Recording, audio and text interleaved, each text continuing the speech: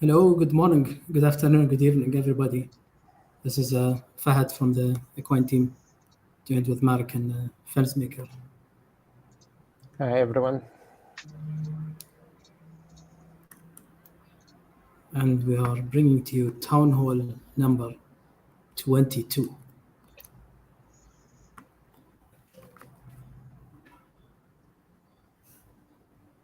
So it's time to just get that link out there.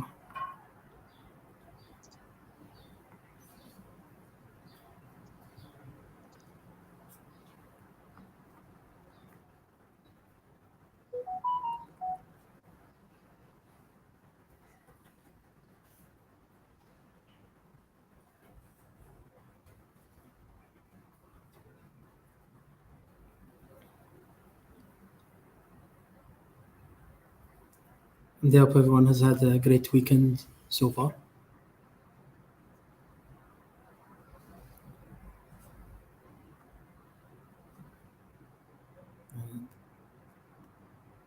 We have an interesting town hall. So we need a bit more viewership. Yeah, a few nice things to show. Yeah, but this is going to be recorded anyway for people who are going to come back and tune in. Yep. But let's get the link out and a few more people join. Yeah, link is out. Yeah, link is out.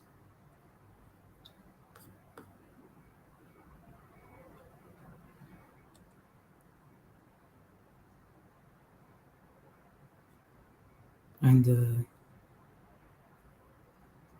yeah, for those who will be tuning in, we'll just say this in advance and maybe say this later. There's also going to be a Thoroughbred Thursday space, Twitter space, happening right after this one by 108 Stitches and Chrissy and the team. They're going to do it right after the town hall this time. So if you're interested, follow them and join the space. I'll be joining there as well. It's Thoroughbred Sunday, not Thursday. Thoroughbred Sunday, yeah. I was going to join a Thoroughbred Wednesday once by mistake. It did not exist. Hi, Stitches. Hi, Tomo. Hi, Denigal.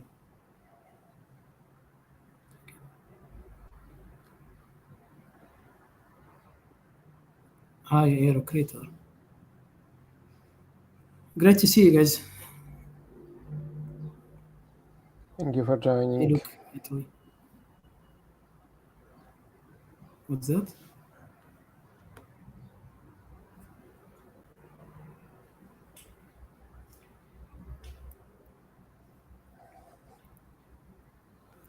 Thoroughbred today is what Stitches says. Yeah, Thoroughbred every day is what it should be called. You can take that if you want.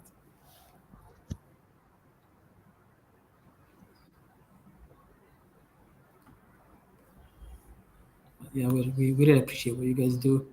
It's for those who don't know, Stitches and Chrissy are running Thoroughbred Thursdays. It's a community-led and community-organized grassroots Twitter space that covers virtual racehorse games in general, and equine in particular, as it started from the equine community, as far as I'm aware.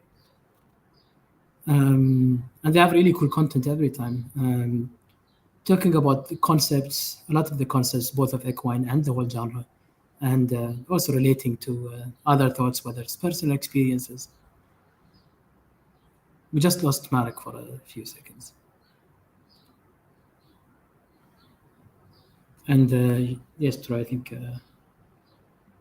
there's been a bit of a Marek over. Was that a bad one? It was bad.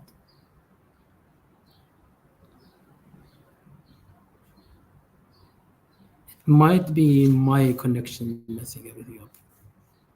No, it's not. I see Nick is blinking. I'll take a question.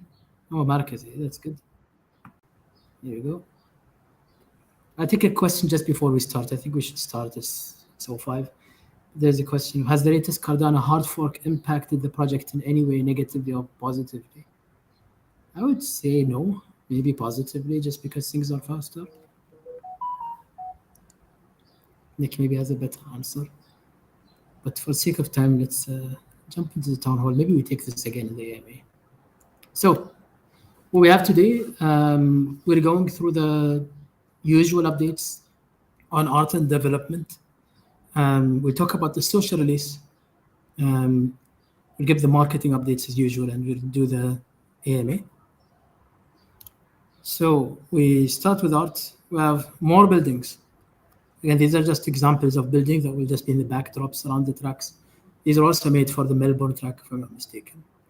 It's a very small screenshot I show here, but it's just a proof of concept we did for crowds. There's a testing. This is not our own assets. I'm just showing it as an example. We'll have our own assets, which are more adequate, let's say, for the horse racing scene. But it's a proof of concept that fits basically the performance requirements that we need to be able to show some form of crowd or audience without being overly expensive with regards to resources, computer resources. And we are doing a round of improvements to the Thoroughbred model and its animations. So going back to our normal standard gaits, the walking, canters, trots, and gallops, we recognize that they need a little bit of let's say improvement. And some of those actually require the Thoroughbred model to possibly need some adjustments. So we are playing around a little bit with, it's not they're not, let's say, dramatic changes. They're actually much more detail oriented, but it's mainly around the legs, where they connect, and the amount of detail there. Basically, that's showing. So so that's basically the change to the model, and the animation itself is being refined. Dev update, Nick, if you may. Yep. So social and configurator is basically what's needed for the release to go out. So there's a few UI edge cases, like humongous skin names. Some of our skin names were way too long, like diamond, jockey, and horse skin, and stuff like that. And we're creating UI bugs because the name was just too long. So we had to fix those kind of things. Word wrap in chat was actually wrapping in the middle of words. So cool little HTML issues that we just have to look into and make sure that they don't happen. And we had a multiple loading bug because the React layer was talking to the 3D scene asynchronously. I just wanted to say asynchronous on stream. And basically you could click too quickly and you would get multiple horse skins loading on top of each other. And that would look really weird, and also just slowly break the 3D scene because you can keep doing it. So we're fixing that. We're 90% done fixing it. I thought I was done, but then I made a demo this morning to Marek and Fahad and Zach, and I broke it. So still a bit tiny more adjustments there to make sure that there's no possibility of you just slowly breaking the 3D scene. On the racing part, the guys of the app are already building a lot of the screens. The screens are pretty advanced. Now we're working on leaderboards, so different ways of showing who's performing really well as individual guilds and stables. And then on the blockchain part, I got so an internal demo of the first actual transactions being sent on the testnet, and then the transaction metadata being received on the testnet by our indexer, the indexer grabbing the right transaction and updating horse metadata in the database. So this is getting very real. So it's working on the testnet. It's not a full integration within the app so that the app emits messages, but the messages are being sent on the blockchain and received correctly.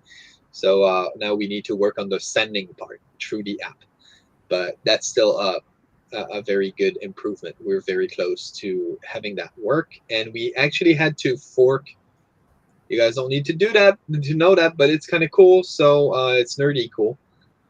We had to fork off of Aura, the open source software that eats the blocks of Cardano and acts upon them to make a database.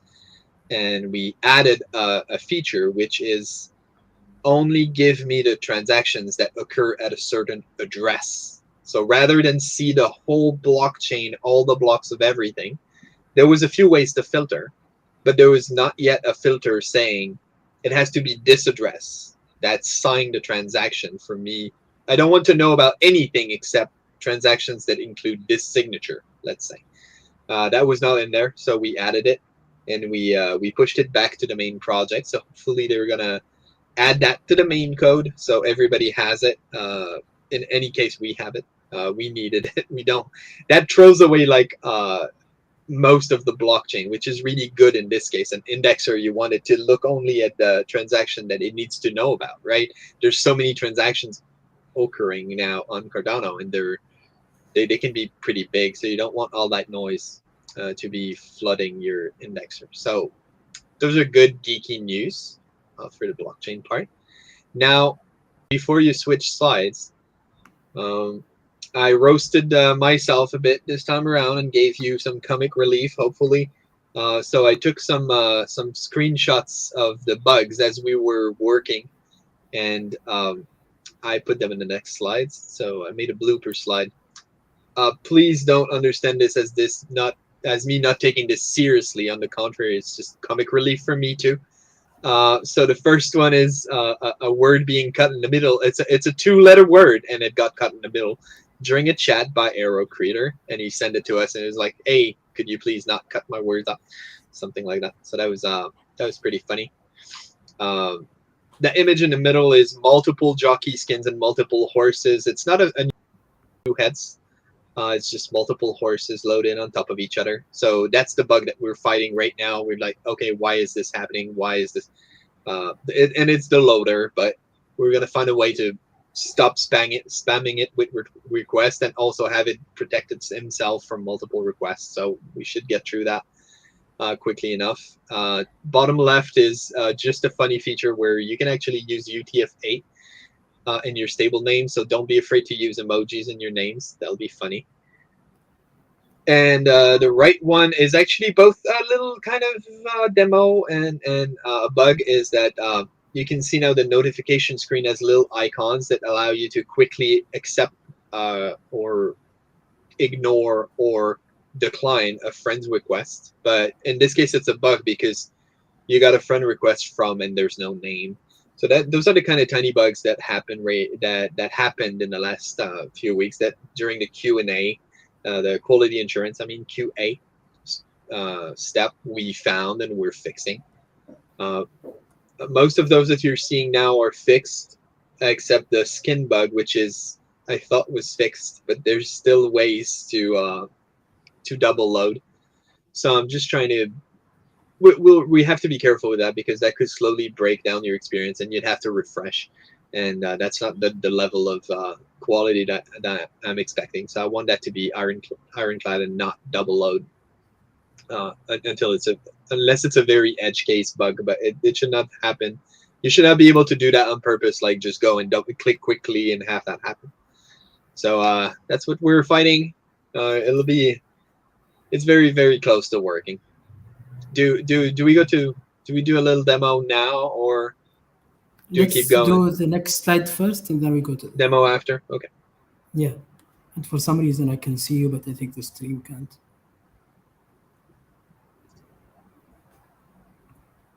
I think we lost Nick from the camera, even on the YouTube. Yeah, that's what I mean. Hopefully you could hear me though. Yes. Yeah, we could hear you. Maybe you can stop your video and start it again, just to come back. And okay, so the social release. Let me take this one. So first of all, we want to sincerely apologize for the delay. We had another situation where we announced a date, and unfortunately, we could not meet that because we did not want to put out something that's not good enough. You guys have seen some of the bloopers showing what was it.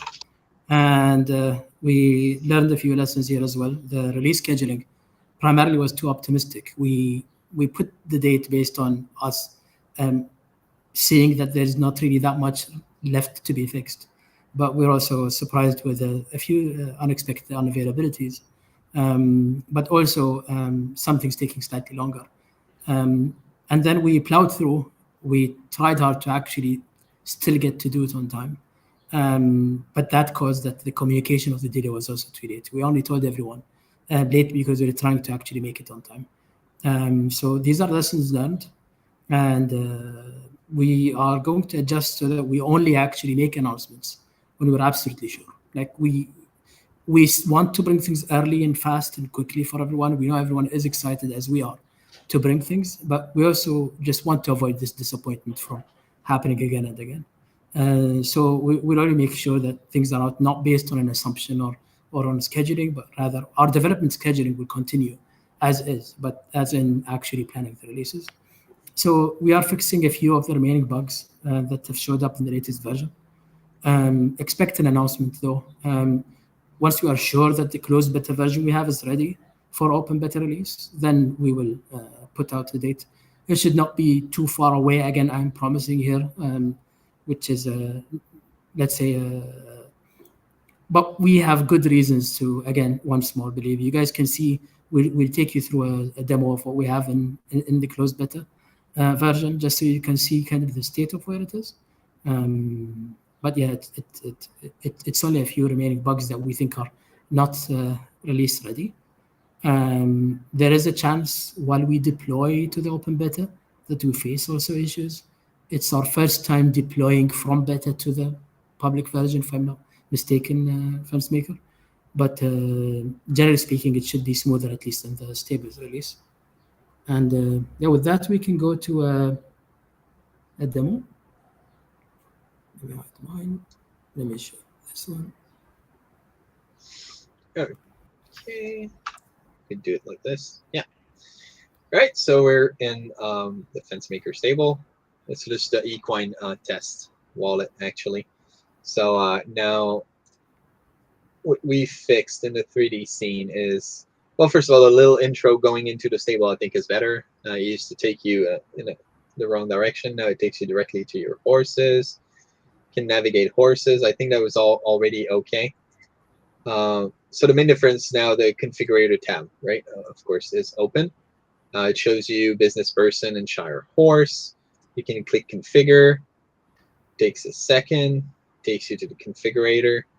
And now you can click through your skins and jockeys. So if I click turquoise horse or diamond horse, and so that's basically what we did. Now the bug is if you click very quickly between skins, sometimes it will double load. So now I disabled the buttons while it's loading, so that the buttons gray out for a second when I click.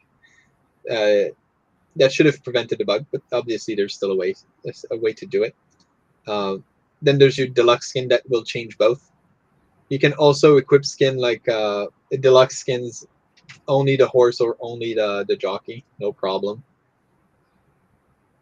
And you can just remove all skins also. So if you go here, remove the jockey skin, remove the horse skin, and then you get just your normal horse with your normal jockey. You can change your jockey, of course.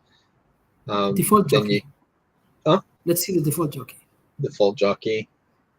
The default jockey is a robot. You can save that. Go back to your horse. You can go back here. Go to your jockeys. Then in your jockeys, you see Malik, his stats. Though you will see that mostly in the configurator also, right? So I don't know, like, this is just a place to see exactly your jockey if that's what you need, but you will see those in the configurator anyway. So if you go back to the configurator, you see your jockey stats here, so that you know what's your current configuration for that horse, so that if you change to Malik, then you'll get the different statistics for them. And then so you can save or cancel, obviously. Let's put some skin on.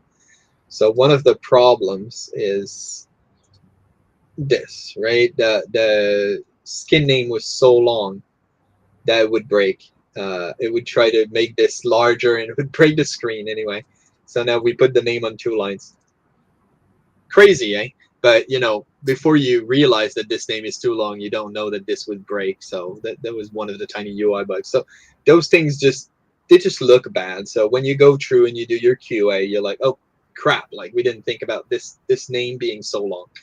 And then you have to go back and fix that. That doesn't take a long time, but you accumulate a few of those, and then that starts taking more time. So this is the My Guild screen. So you can see people in your guild. You can see little tags saying special status, like this guy was banned because he was doing wrong things in his guild. Obviously, ban is temporary, means that you will be banned for a while, but then you can get back into the guild. If they kick you, then you're deleted from you. Basically, you're out of the guild. Then you can chat with alive, which is obviously people trying out the stable name definition and having fun. And you can just chat here, chat with people. So there's an in-guild chat for the whole guild. And now it's always the stable names that are used. At first I was going Web3, and I thought Web3 meant you should use staking IDs for everything, but it looks really bad, and nobody can tell who's who. And so us and the mods, we were playing around with this, and like, I have no idea who you are, and nobody could tell anybody apart. So it's really annoying. So we just put an option here where you can change your name, and you can change your name as you want, and call that test wallet. Call that test wallet 1 again. And you save your changes to the database, use your name it added, and then that tells people it's your test wallet 1. It's easier to find you. But also when in case everybody calls themselves Fence Maker, and because everybody likes my name, you still have 4 letters of your staking ID here that makes it unique. So even if we were all called Fence Maker, the collision rate is about 1 in a million. So we'd have to have millions of us called Fence Maker before there's a problem with 4 letters of the staking ID like this. So that's the same principle as on Discord, basically, right? There's a little hash that makes your name unique, even though everybody can be called the same name.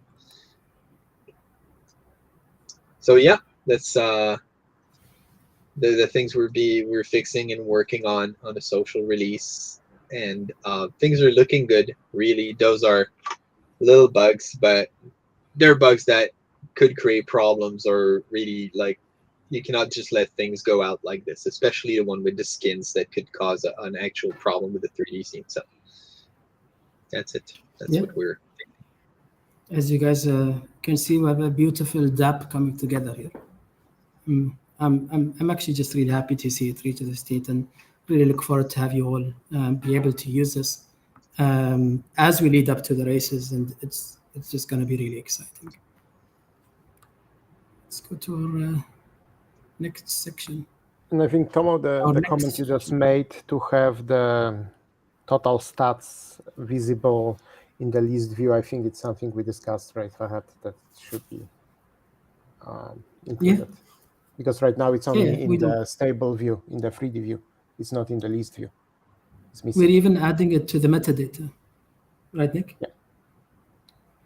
So it's going to be just, we know that people care about the total stats, the total physical stats a lot. So that's that. Marek, I think you'll be sharing some of these survey results. So as we discussed, we, a few weeks back, we asked you all to give us a few minutes of your time and share a little bit about yourself, about your approach to crypto, to Equine, and your suggestions and your comments. And we promise we'll share the results. Obviously, as we said, all of those were fully anonymous, so we don't know who said what. We just gathered all the data together in a few slides just to share with you. And to summarize, and I think I should have mentioned it on the slide. It's a small thing I forgot. We had 133 replies that we used for this, which is awesome. Thank you, everyone who participated and shared their feedback. We read through all of your comments to see what you're saying. We obviously were happy to also even address some of those discussion points now. But yeah, without further ado, let's go to the next slide with the basic stuff. Probably not surprising because that's the crypto reality, but we definitely have a more male population, at least in our survey. I think that's probably not super far off where an average NFT project or generally NFT world is. So it is what it is. In terms of age, I think it's quite interesting to see that, we do have an interesting spread. We do have some people who are, invested in young, and people who had a lot of life experience and they're part of Equine. You know that also from our Discord, like us ourselves. I think all of four of us, including you, Fahad, we fall in that middle box, right? Or you are still in the second top box? I Barely a few months away.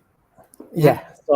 So anyway, we it just confirms what we know, that we have a good spread of people, but a lot of people with experience who are who think about it in a way kind of, I would say, more mature. They understand what we are trying to achieve, and that's why you are with us. Moving to the next slide. Just a small questions. We were a bit curious to understand a little bit about your experience with crypto and your experience with gaming, and we also can see that pretty much everyone we have in Equine has at least 1 year, so 1 year of experience with crypto. Half of you more than 2 years. Again, not really surprising, but just good to see. But also an interesting learning for us, right? Because one of the things that you mentioned in your feedback, and one of the things that we definitely want to do, we want to create a more outreach, right? We will want to go after people who are maybe new to crypto, people who are new to Cardano, or not even on Cardano right now, or not even at all with crypto, right? So it's part of the bigger plan, of course, when we think about Equine in a longer term. But right now, it's not surprising that people who are with us are someone who understands crypto for a while.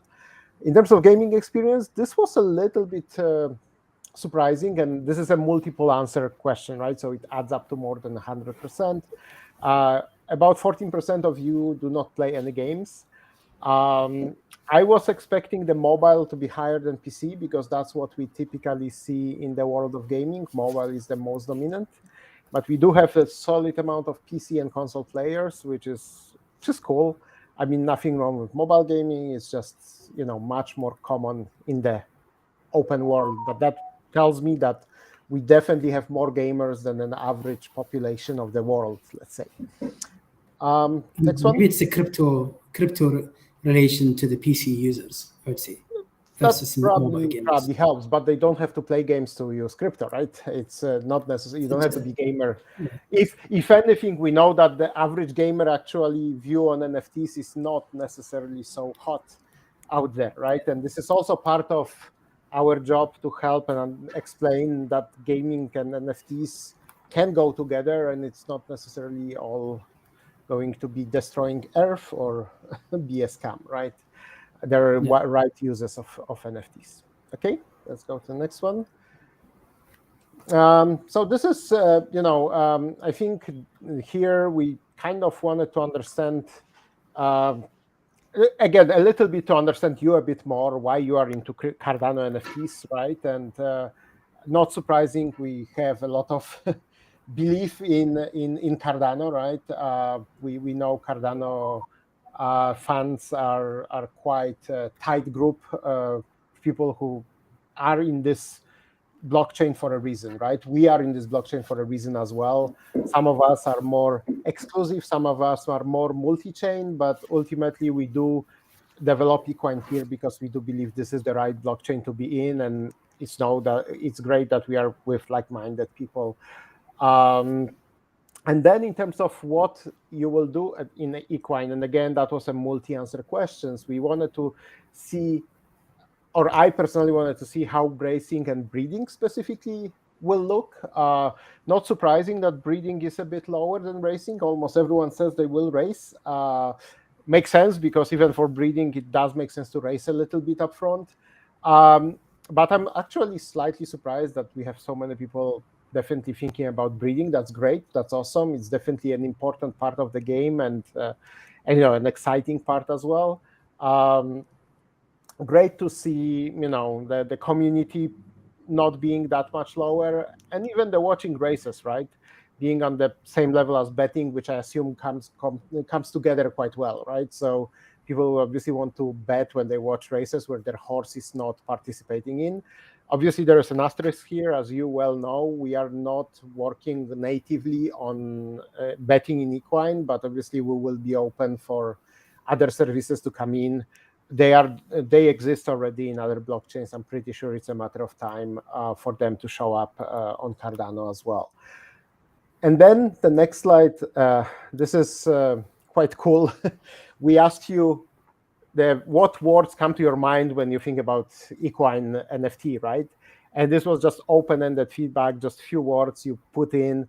We put a word crowd, which means that the bigger the word, the more times it was mentioned, right? And obviously, some of them might not make sense a little bit, but like we see racing, we see breeding horses online. Those are the biggest ones. Makes perfect sense. Obviously, there is a lot about the digital, about gaming, about races in different ways said. So I think there's no big surprise here. I have one, I think personally as a surprise, which is our name showing up, because that shows that shows that Twice. I mean, your name, of course, Fahad, is the most the I biggest appreciate you guys. surprise there. We definitely appreciate that, and we understand that you trust us as a team. We are equine, right? That's how it is. We are part of this project. It's our project. It's our work of love of the last over 1.5 years, right? It's been over a year and a half. That's almost actually over 20 months, I think, even. So yes, we've been working on this, and it's a huge piece of work. There's still a lot to come to launch, and then even more after that, right? We definitely have a lot of plans to go after.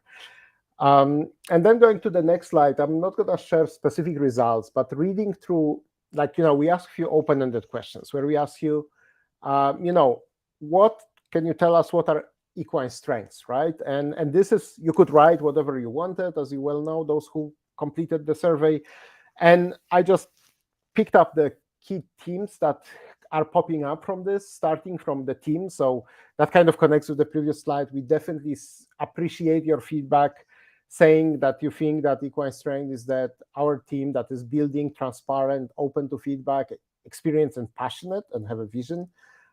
It's great to see that what we are putting in is showing. We will continue doing that, right? We'll continue being transparent. We will do certain things better than we did in the past. We are also learning on certain mistakes, right? Like not everything will go perfect, but we guarantee you that we will be open. We'll be listening to you. We'll try to make things better and make them well. The other things that you appreciate, this idea of breeding, right, where you can build better horses through selective breeding, the fact that we are using DNA and actual DNA, making it a bit more complex, that also plays within the racing, where the engine, is complex in a sense that takes a lot of elements into account and is as realistic as it can be. We got some positive feedback about the community, which is strong and supportive. We know things have been maybe a bit quieter on the Discord recently, but that's not surprising. I'm sure once we finally have this social release out, we'll have quite a lot of activity, and there will be new people coming, or people who haven't been around for the last few months, and everyone here will welcome them and support them, and we will be there too.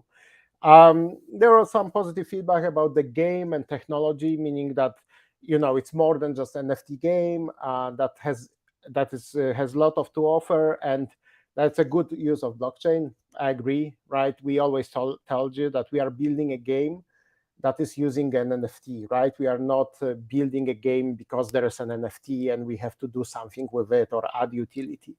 For us, it was, first of all, it has to be a good, fun game to play. And we felt that for obvious reasons, NFTs is the right way to, to go with it. And then if we go to more of a feedback on things that you think we could do better, right? What improvements we should do, and maybe things that are the challenges. So definitely we hear you. There is quite some comments about marketing, to do more Twitter activity, more communication with community.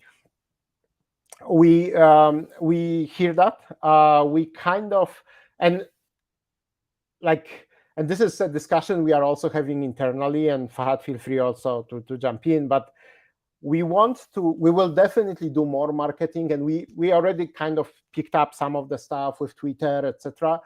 We just don't want to go super heavy until it's the right time, right? We don't want to peak before the game is out, and then kind of wither away, as it sometimes happens with NFT projects. So it's a bit of a conscious decision not to front load our marketing, not to build the hype more than it needs to be. But believe me, we do have big plans. We do have some activities that will be happening. And as we get close to the game launch, we'll definitely go very, very aggressive with that.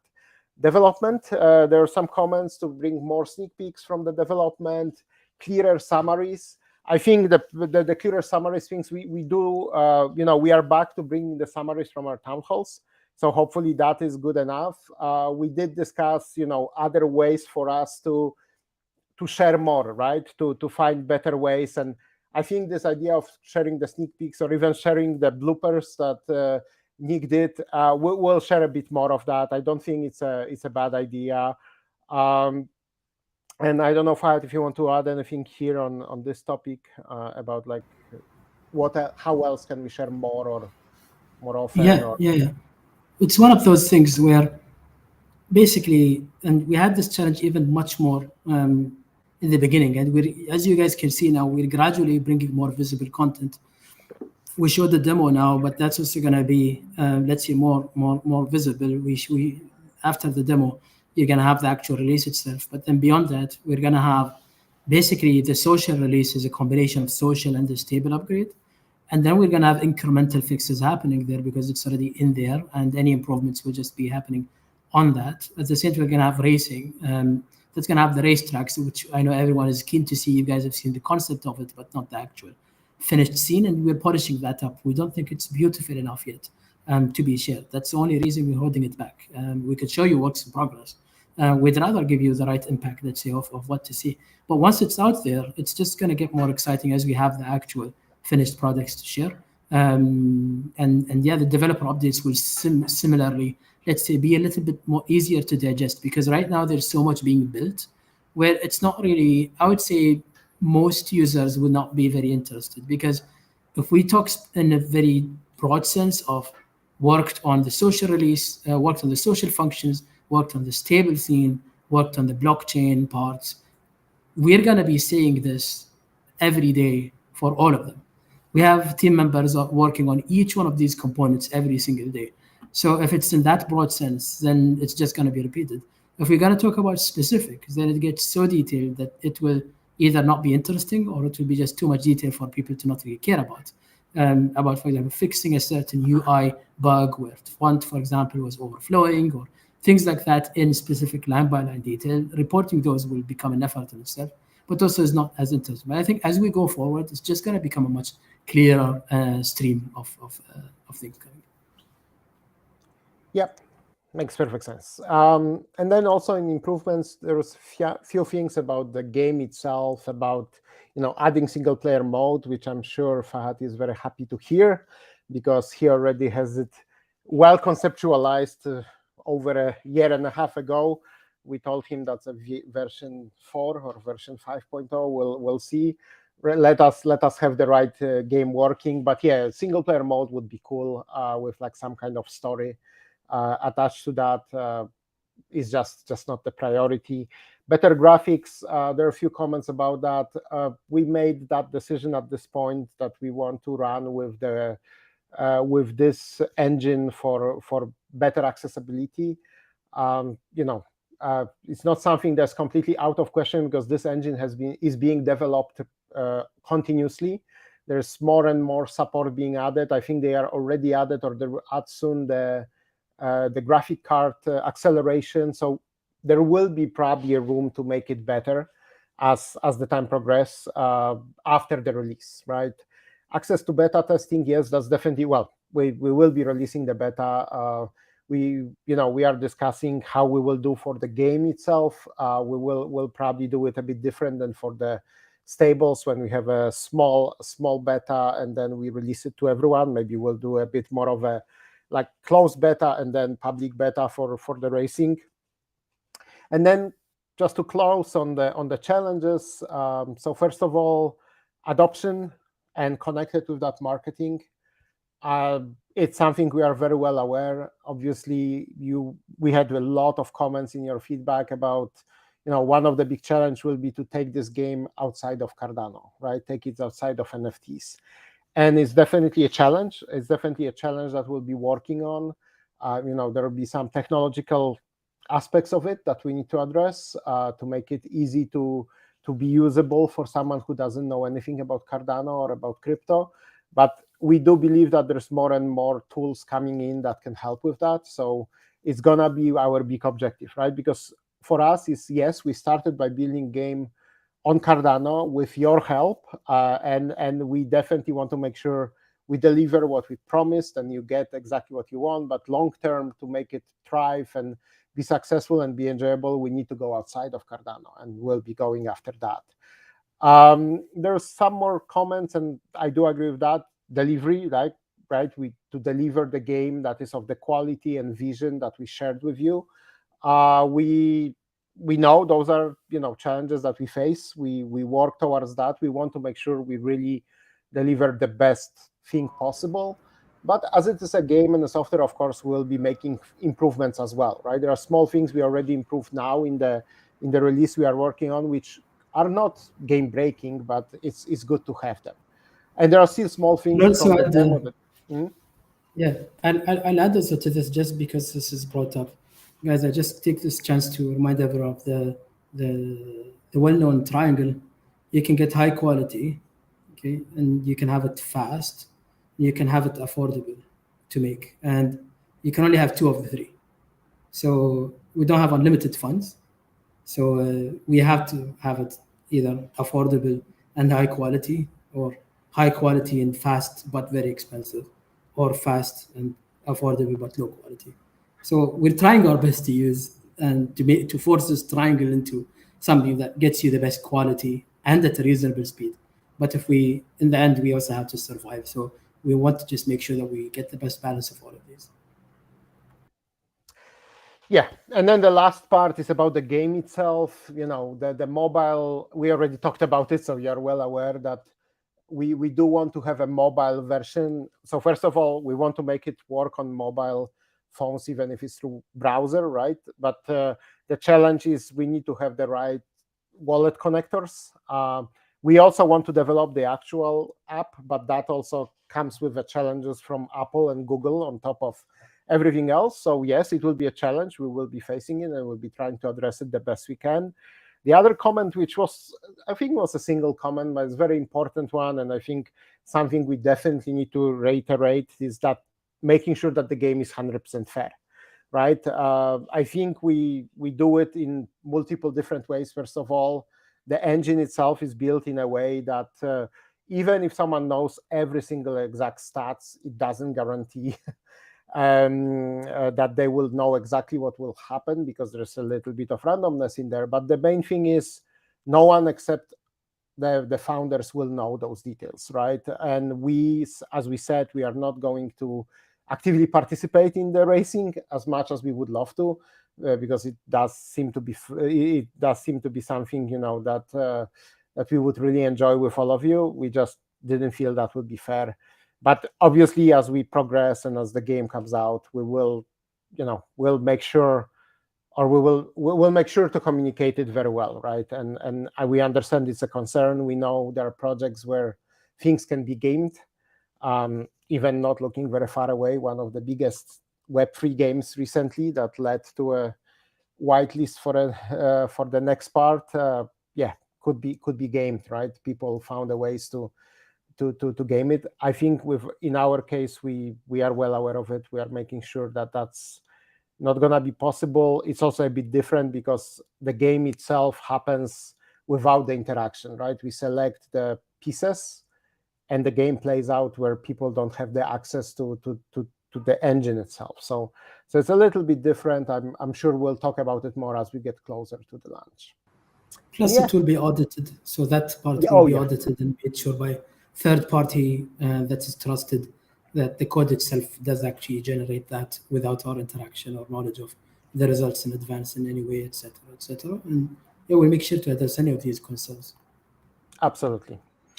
And so I wanted to close just by thanking you for sharing all this, because it was really, really helpful for us to get this feedback. So we appreciate your time. As we progress forward, we might do those surveys from time to time, maybe, to gather feedback about the social release, or maybe just on any other times when the game is out. But for now, that was super helpful. So thank you.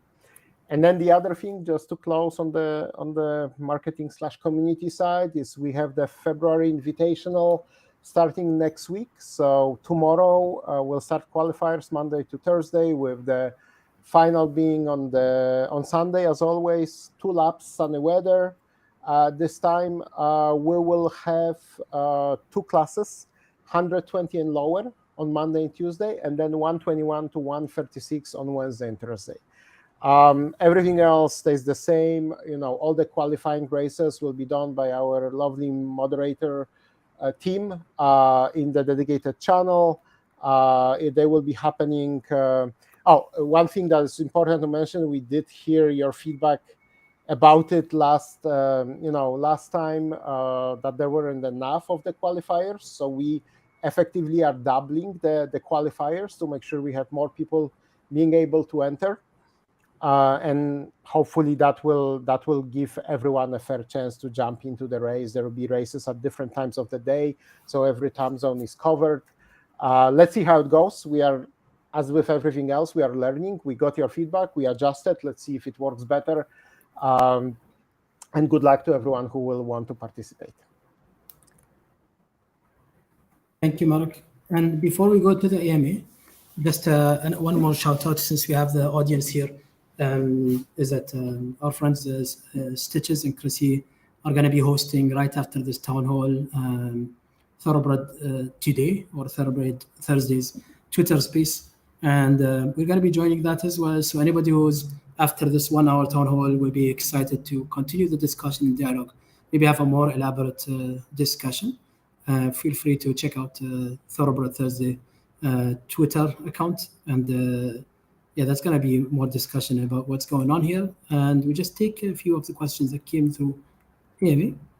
So will the game have some kind of searchable database of all race results in the future, so we can research the traits of winners? So there's different levels. There's what we will be providing, which is not a searchable database per se. It's rather going through horses and seeing their results. We'll show you what they did. So you can go through the winners by looking at their actual race results in the past and analyze them in your own way.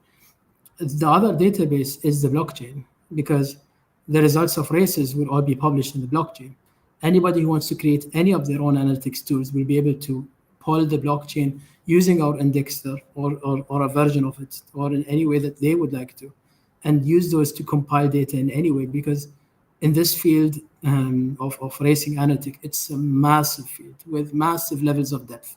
And people analyze in so many different ways. We can't really, let's say, predict or choose or select for people one way of analyzing and make that the way. We will have first-party data that is made available and shown in our user interface, but we are not building a whole analytics platform for this. So keep an eye out. The database kind of is the blockchain in a way, because our race results will be published on there and will be picked up there. And We will be providing also API access to those who would like to build for the platform, so that they can also use visualization or rather also instructions to how to pick up the data from the blockchain. I hope that answers the question. Will there be races with horses of the same color or markings with similar stat range? So there's two parts of this. Horses of the same color can be made a condition for race entry. So whether we can do it or not, the answer is yes. Whether we will do it or not, the answer is probably, but not as a main event. Yeah. So we think they are fun concepts of color races. There's gray horse races that are traditional in some parts of the world. Some like them, some don't. But we want to have some of these in the game, but we also won't make them a main spectacle, let's say. They'll just be events. Within a similar stat range, I think that will depend really on how we structure them. But also remember that the stat range is not the basis that we'll be using as a main basis for Equine. It will be the class system will be the main one that we use. So the class system, which we explained earlier, and that we'll also have in our new white paper. So I hope that answers the two parts. It would be interesting if we use the total stats as one more type of criteria, though we don't want to have too many conflicting, let's say, styles. So this is a thank you. Let me see if I have questions on YouTube.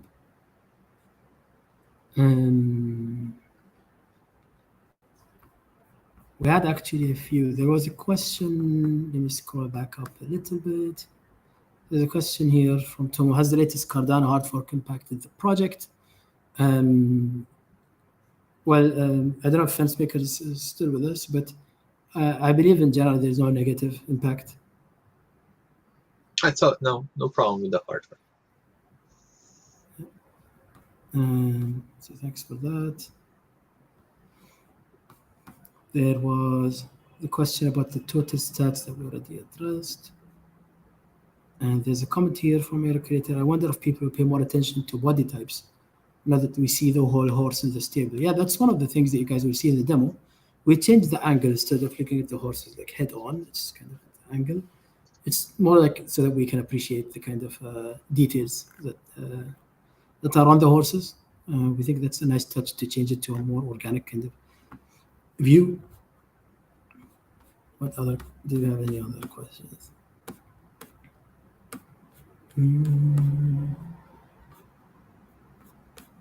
That might be it. Yeah, and don't forget that there's a Thoroughbred Thursday. The question about the survey and the draw. Yeah, the draw was completed, and I think the announcement for the winner was there. Yeah, and the mobile is very important in the long run. Yeah, we agree. There's a question when a new white paper, when it's ready. I have to learn that answer. I think Air Creator, you know a little bit more about the status of the new white paper. But yes, the answer is when it's ready. So we're working on that. We want to make sure that all of the answers are, all of the new things that are added are actually included in that, and to make sure the details are clear. So that concludes this AMA. Thank you so much for tuning in. Yes, there's one more question that just came. My horse will be called Epona. Can we change the name of the horse? Naming horses will be at the same time of activating pioneer horses. For the sake of bred horses, as in non-pioneers, they will be named once you receive them. So that's after they are born. And for pioneer horses, they will be at the time of activation. So that will be the stage when that happens. And that's going to be with the racing release. So we look forward to that. Yeah, and yeah, thank you so much, everyone, for tuning in. Just a quick recap. There's a demo of the social release, closed beta version that is within the stream. If you haven't caught that, you can go back and watch that. There's a bit of explanation of our dev updates. Yeah, and then there's basically sharing a lot of interesting survey results that we got. And I will be joining the Thoroughbred Thursday Twitter space shortly. Join us in 2 weeks for the next Sunday town hall. That's going to be on the 5th of March, keep an eye out for announcement of the new date for the social release. We'll make sure that this time it is a date that we are sure that we can make, aside from actual catastrophic emergencies. And yeah, we thank you again for tuning in. We appreciate our lovely Equine community for always being so supportive. It will include catastrophic emergencies, because when we tell you it's ready, it's because it'll be ready already. Our servers getting destroyed by a meteor. What? Amazon servers cannot get destroyed by meteors, except if the whole Earth is in trouble. Yeah, then. All right. Thank you so much, guys. We appreciate you all, and have a great rest of the weekend. Thank you. Thank you, guys.